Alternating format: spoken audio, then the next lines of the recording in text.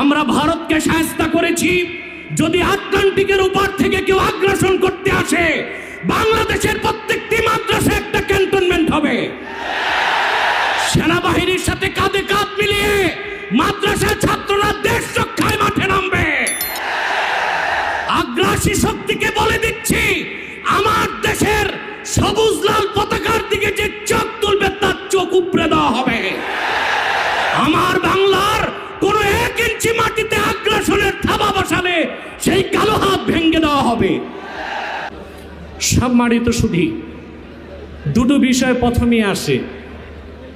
একদিকে বিতর্কিত নারী সংস্কার কমিশন করে আমাদের অনুভূতিতে আঘাত দেওয়া হচ্ছে, আরেকদিকে মানবিক করিডোরের সিদ্ধান্ত নিয়ে স্বাধীনতার উপর আঘাত দেওয়া হচ্ছে। আমার মনে হয় বিতর্কিত নারী কমিশন করে আমাদের দৃষ্টি এদিক রেখে বর্তমানে মার্কিন যুক্তরাষ্ট্রের সাথে বাংলাদেশের স্বাধীনতা বিক্রির সওদাবাজি হচ্ছে কিনা সেটাও দেখতে হবে। হেফাজতে ইসলাম বাংলাদেশ শুধু দাবি করবে না, সকল মাসলাকের মানুষের পূর্ণ সমর্থন হেফাজতের প্রতি আছে। কারণ হেফাজত হচ্ছে বাংলাদেশে সর্ববৃহৎ ইসলামী অরাজনৈতিক সংগঠন। আজ আমি এই জনতার পক্ষ থেকে, বাংলাদেশের কোটি কোটি মুসলমানের পক্ষ থেকে হেফাজতের সম্মানিত আমিরের কাছে বলবো, হেফাজত রাজনীতিতে যাবে না, কিন্তু রাজনীতি নিয়ন্ত্রণ করতে হবে। 53 বছরের ইতিহাস আমাদের কলঙ্কিত। আলেম ওলামা পীর মাশায়েখ আর মাদ্রাসা ছাত্রদের পবিত্র রক্তে পা রেখে তারা ক্ষমতায় যায়, আর ক্ষমতায় যে ইসলাম ও মুসলমানকে চ্যালেঞ্জ করে। এ সুযোগ আর দেওয়া হবে না। অনতিবিলম্বে বিতর্কিত নারী কমিশনের সমস্ত প্রস্তাব বাতিল করলেই হবে না। যে নারী নামের হিজড়াগুলোই দুঃসাহস করেছে, গ্রেফতার করে তাদেরকে আইনের আওতায় আনতে হবে। আরেকটি বিষয় হচ্ছে, ডক্টর ইউনূসকে বক্তব্য পরিষ্কার করতে হবে। 16 বছর ভারতীয় আধিপত্যবাদের বিরুদ্ধে আমরা রক্ত দিয়েছি। সর্বপ্রথম সকল প্রকার শিরক, কুফর, রামবাম, নাস্তিক আর ভারতীয় আধিপত্যবাদ ও ফ্যাসিবাদের বিরুদ্ধে রক্ত উৎসর্গ করেছে শাপলা চত্বরে হেফাজতের আলেম ওলামা কর্মীরা।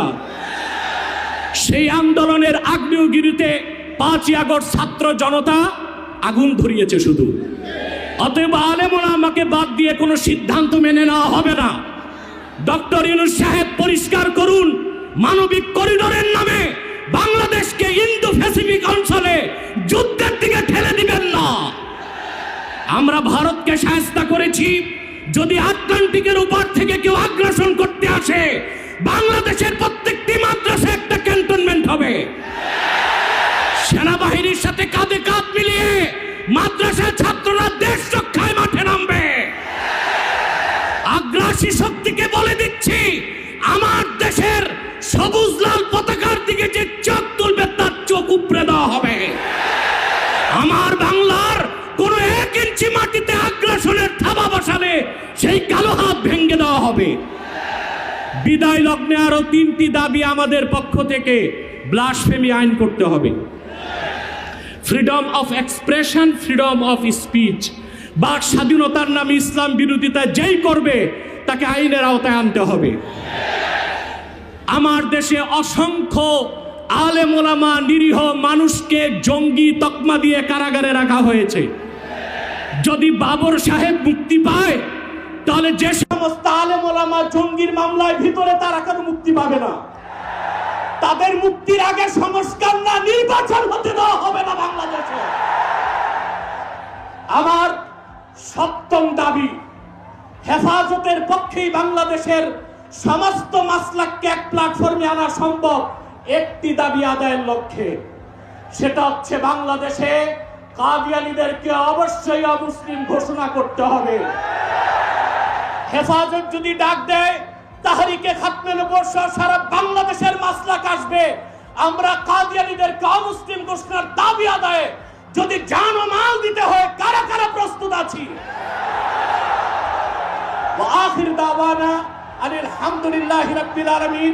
ওয়াসসালামু আলাইকুম ওয়া রাহমাতুল্লাহি তাআলা ওয়া বারাকাতুহু।